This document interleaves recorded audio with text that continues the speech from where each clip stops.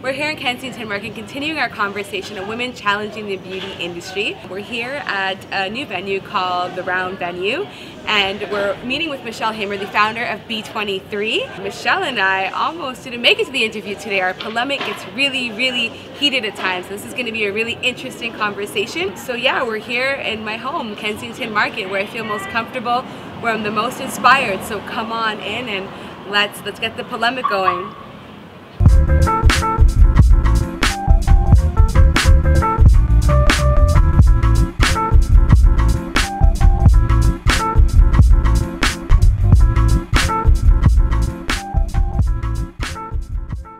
So we're here continuing our conversation on women challenging the mainstream beauty industry. We're here with Michelle Hamer, who is the founder of B23. She also holds a bachelor's with honors of social work. She's also a certified life coach, a social entrepreneur, and also an environmental activist. Today we're going to be talking about unleashing your inner warrior princess, which is a relevant message because I feel like our self-esteem is constantly under attack by the mainstream media. The unattainable images, like they keep pushing us, you know, being a certain weight, being, you know, a certain skin tone, or trying to be lighter, or, you know, we're always not young enough. So I think this message is very relevant. So first of all, we want a definition of what a warrior princess is. Well, I call it, I guess, unleashing your warrior princess inside, but it's very much attached to the idea of goddess. And if you look at the origin of the word goddess, it is about the feminine, proactive life force in the world that is directly, it is Italian for the word deity or God. And when we look at ourselves, when we really start to realize our inner worth, that all those things you're talking about in terms of, I call them window dressings. I call it the bling. Like in terms of when we look at body and shape and size and clothing and all those things that can be really fun to deal with. But the fact is, your inner warrior princess, or your active agent and energy in the world, is something that's internal. It's something that once you realize how incredibly important your inside, that idea of spirit and goddess is, and that's an active agent in the world, it's very difficult for you to accept being treated less than, or to, in my case, whereas that whole social entrepreneurial idea with B23, what goes on our bodies becomes of value to us because we value our inside so deeply. And that's what I wanted to get into. I was doing some reading. I was actually reading one of the speeches that you gave in the community, and I pulled this quote off of there, and I want you to elaborate on it. So you talk about the Envire warrior princess, which I quote is strongly connected to the realm of goddess, with a special attention to all things natural, including but not subject to inner beauty, flowers, trees, air, water, earth, soil, and all things natural. Can you elaborate on that? Okay, so that was my personal mission statement, because this is what I want women to realize. Like, even whether it's business or whatever you're doing in the world, that is an extension of yourself. And in regards to unleashing, or at least starting to get closer to that divine self inside, you making a mission statement is like a good business plan. In my mission statement, that was my Enviro goddess mission statement. It was what I wanted to see myself as acting in the world. So that was a quote in regards to how I perceived my inner self, or my inner goddess. And the whole point was that when I was discussing that, it was in regards to women really trying to find that unity above and beyond the window dressings. In unleashing your inner warrior princess is about, who are you when the lights are out? Who are you when you can't see? Going back to this disunity, something that I think that the media tends to do is they tend to create a disharmonious relationship with other women by consistently showing us one standard of beauty which is quite unattainable to most, and it is really just Hollywood. So I want to talk about a little bit more about your whole notion of, you know, disunity for the warrior princess, and what does that mean, and how can we somehow unify and go beyond the disconnection that the mainstream is trying to create? Well, I think as soon as a woman's able to engage with who she is, you come to understanding that not everyone's supposed to be built the same. Not everyone walks the same path.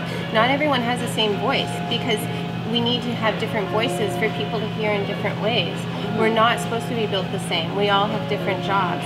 And when we talk about even mainstream beauty, it doesn't even matter if someone has attainable beauty or not attainable beauty. We're not supposed to be coming in the same types of shapes and sizes.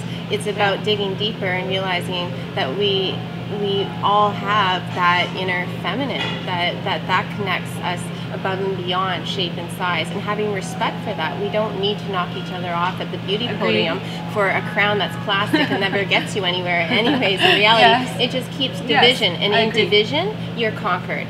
One of the divisive means of the mainstream, and really deconstructing that. And I mean, turn off your television most of the time, to be honest with you. Log on to the Urban Eco Woman, you know, where we have real things and we talk about real things and we deconstruct. We're critical. That's one of the things.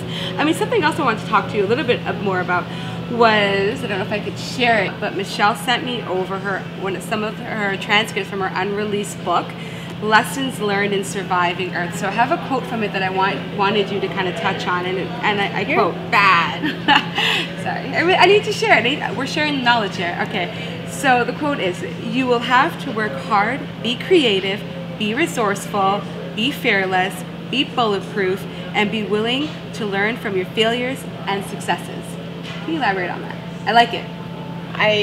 When I thought of that concept, I was trying to think of something. It was a little sci-fi fun kind of warrior princess deal, but it was the idea of road rules for the goddess in surviving Earth, taken from my global travels and my failures and my successes and adventures.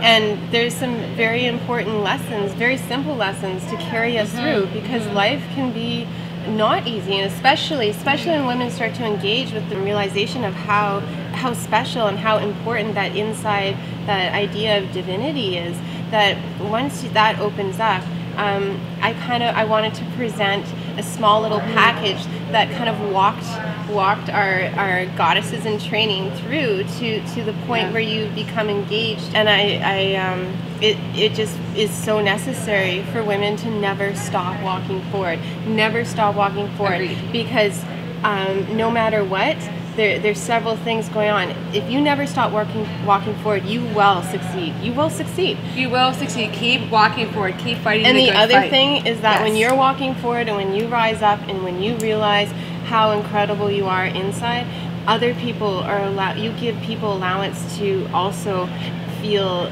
their inner goddess or warrior princess, and so it means you become a role model, and it's necessary for you to continue walking forward because you're bringing other people with you. So I mean, yes, we hope our group is strong enough that shall you fall, then you have others to pick you up. But continuing to walk forward is very important because you're walking with others who need to see you walk forward. Exactly. So, I mean, I love that message. And, I mean, this is coming from someone who owns this awesome brand, B23. My favorite product, the Hottie Balm, which is probably my skin glows. I really like that message of, you know, persistence. We need more of that. We just need to keep going. I think that's very important. And activating that inner deity, or as you call it, or inner warrior princess.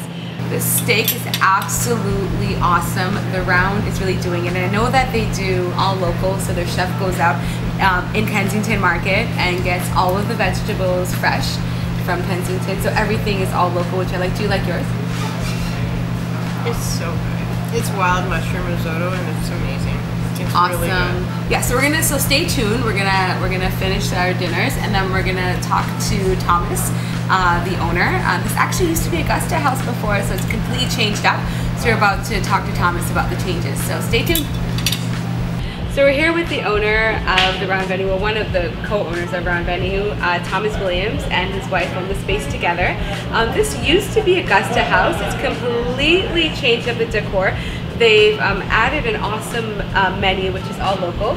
So can you give us a little bit of backdrop on the new space? Sure, we've been open just under a year now. We took it over last July and we've completely renovated the space. We put down a brand new dance floor. It's real bamboo and it's exquisite. Our menu is all sourced local from Kensington Market.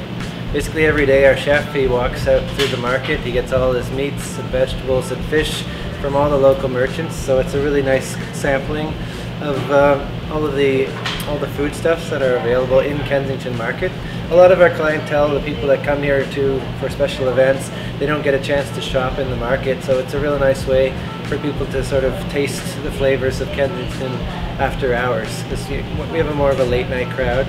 Awesome. And there's also, I mean, it is more community based, because I know that you do a plethora of events here. So you also do the mainstream, like top 40 music, hip hop, R&B, but you also do burlesque, and your wife also does circus. Yeah, we have a monthly night called Reverie, which is actually a showcase of local Toronto circus artists.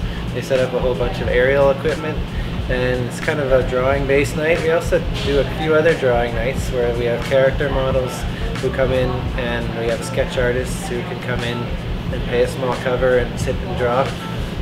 We do book launches. We have a monthly reading series called the Chi Series. That's a local Toronto publishing group that publishes sci-fi and horror, and they have their authors come and read, and that's the third Wednesday of every month.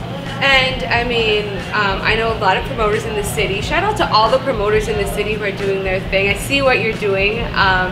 If you're looking to book the Round venue, they're looking for all types of acts. You know, it could be house, electronica, hip hop, R&B. It's an inclusive space. So how do they go about booking? Yeah, we're also open during the day for film shoots and that kind of stuff. It's a beautiful space. We have a lot of natural light. Basically, our website is roundvenue.com, and there you can see our promo video, and all of the information's on there. And the email link is there too, so it's pretty awesome. Roundvenue.com. Great. Well, thanks for hosting us today. We totally enjoyed our dinners. They were really awesome. I had steak.